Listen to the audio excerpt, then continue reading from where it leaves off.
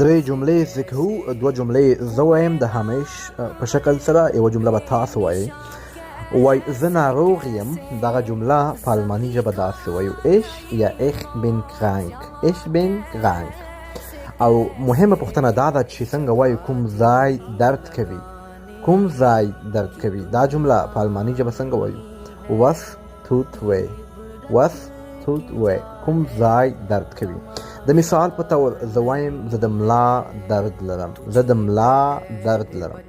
دغه جمله په الماني ژبه څنګه وایو دوستانو؟ تاسو یې په کمنټ کې ولیکئ. که غلطه وي زه به ورته په کمنټ کې صحیح لیکم چې ستاسو هم تمرین وشي، نور دوستان هم در څخه زده کړي.